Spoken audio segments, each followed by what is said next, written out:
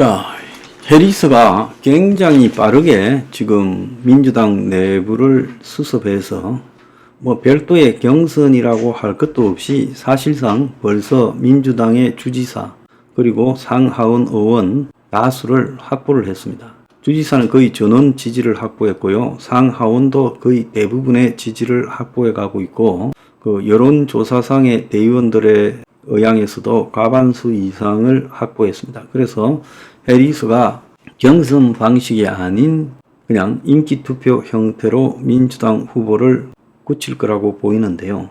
자, 해리스가 어제까지만 해도 2% 트럼프에게 지고 있댔는데, 자, 미국 시간으로 22일, 23일 날 조사된 로이터 통신 여론조사 입소스가 한 조사에 따르면 해리스가 42대 42로 트럼프를 앞서는 게 나타났습니다.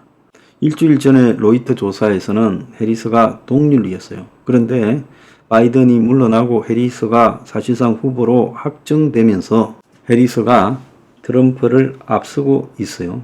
트럼프가 지난주에 있었던 나흘간이나 열렸던 밀워키의 이 공화당 전당대회 이후에 이 컨벤션 효과 상승세를 보이지 못하고 해리스 출발로 거의 소멸돼 버렸다라고 볼 수 있고, 자, 반면에 민주당은 해리스의 등장으로 새로운 기회를 맞이한 게 맞다는.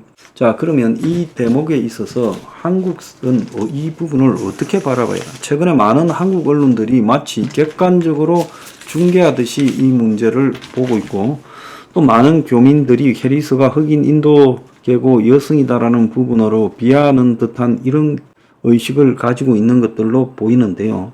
나는 한국의 이익을 위해서는 절대적으로 해리스가 되는 것이 맞다라고 생각합니다. 자, 트럼프 시절에 NSC 보좌관을 하다가 잘린 맥마스터 있죠. 그 맥마스터 후임으로 볼턴이 왔죠. 맥마스터가 트럼프가 다시 당선되면 김정은과 브로맨스를 재점화할 거다. 자, 그래서 트럼프 당선 시 김정은이가 트럼프에게 거래를 제안할 건데, 구체적으로 미군이 한반도에서 철수하는 대신 핵무기를 많이 없앨 거니까 몇 개만 우리가 안보용으로 갖고 있게 해달라고 제안할 거라는 거죠. 자, 맥마스터는 한국과 일본의 이 국방 투자나 방위비 분담이 유럽에 비해서 매우 우수하고, 여기서 지금 한일이 미군 주둔 비용 부담을 하고 있는데, 이 미군이 한국이나 일본을 떠나서 미국으로 옮기면 실제로 미국의 이 납세자들이 이 미군 전력을 유지하는 비용을 서너 배 더 내야 될 거다라고 말을 했습니다. 그래서 북한이 어제 트럼프의 김정은과 잘 지냈다라는 대통령 후보 수락 연설에 대해서 대북 적대시 정책을 철회하라고 말하며, 공은 공이고 사는 사다. 그래서 국가와 개인적인 사이는 엄연히 갈라서 봐야 된다고 짐짓 트럼프하고 조금 건조한 모양을 보였지만 절대로 그러지 않다는 거예요. 그래서 저는 맥마스터 말대로 트럼프가 북한의 일부 핵 폐기와 ICBM 폐기 군축 조건으로 핵의 부분적인 보유를 인정하면서 미군 철수를 할 거라고 보고 있습니다. 그것을 엄청난 업적으로 한반도에서 전쟁을 해소했다라고 미국의 선전에 대기 위해서 그렇게 할 거라고 보고 있어요. 자, 그렇다면 우리가 여기서 트럼프가 당선되는 것이 한국의 국익에는 사활적인 문제다. 미군이 없는 남한이라는 부분에서 그것이 가져올 안보, 경제, 사회적 문제가 얼마나 심각할 것인가를 바라보고, 지금 이 대선을 마치 유럽에서 지금 미국에 누가 되는가를 그냥 건조한 시각으로 바라보거나 약간 트럼프의 부정적인 시각으로 바라보는 그런 관점을 한국인들, 적어도 한국 언론 그리고 교민들이 가져서는 안 된다는 겁니다.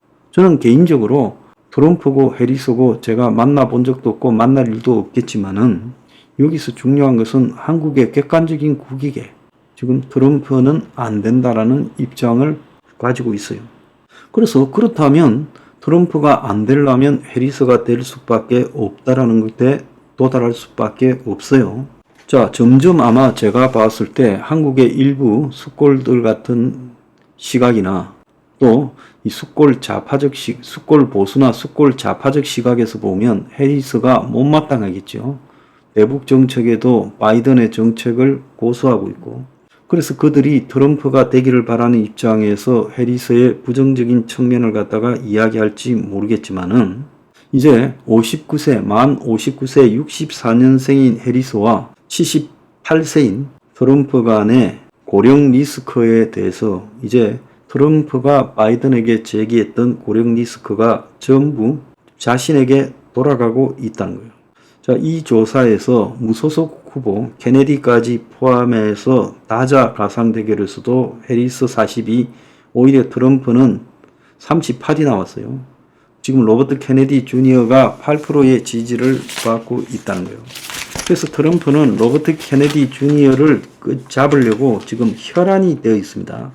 그래서 두 사람이 단일화를 갖다가 트럼프가 제안해서 전화 통화를 오래 했다라고 놓고, 자, 케네디는 물러나는 조건으로 백악관 내에 요직을 받는 방안을 논의를 했다는 거예요.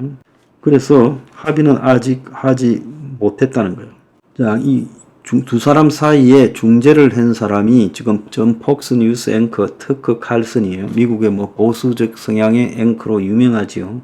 터커 칼슨이 트럼프의 전화번호를 케네디에게 줬어요. 케네디가 트럼프와 전화를 할 의향이 있다라고 하니까 그렇게 한 것 같아요. 자, 그래서 두 사람이 직접 통화를 해서 내각의 자리, 즉 의료 보건 분야를 케네디가 희망했다는 거예요. 아마 차기 대권 주자로 가려면 케네디는 의료 보건 분야가 가장 대중들에게 업적이 크게 보일 거다라고 생각했겠죠. 그래서 민주당은 18개월 동안 나에게 접촉하지 않았고 트럼프는 열린 태도를 보였다라고 말을 하고 있어요. 자, 존 F 케네디 대통령의 조카지요.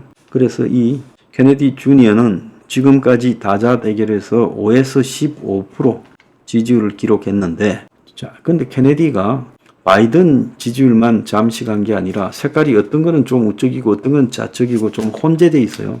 그러니까 트럼프 지지율도 잠식했다는 거예요. 그래서 지금 실리콘밸리의 대기업가, 또 하루에 후원금이 1120억이 신기록이 기록될 만큼의 부유한 기부금을 내는 사람들, 부자들의 지금 지원, 그리고 흑인단체, 환경단체, 할리우드 이런 쪽에서도 지지가 지금 쏠리고 있어요. 자, 지금 많은 사람들이 56%가 해리스가 트럼프보다 정신적으로 예리하다라는 그런 지금 선택을 했어요. 자, 근데 여기서 해리스의 남편이 한국에도 온 적이 있는 사람이 지금 유대인입니다.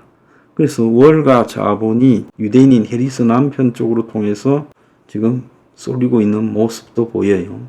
그래서 민주당은 지금 8월 1일까지 화상 투표를 진행을 하고 후보를 선출한다고 합니다. 그래서 민주당 전국위원회가 바이든 사태 이후 형식적인 새 후보 선출 규칙을 내서 30일까지 자격 갖춘 후보가 출마하면 이틀간 화상으로 7월 31일, 8월 1일 투표해서 이제 후보를 선출해서 공식화해서 다음 8월 달 19일입니까? 전당대회에 붙이겠다는 거예요.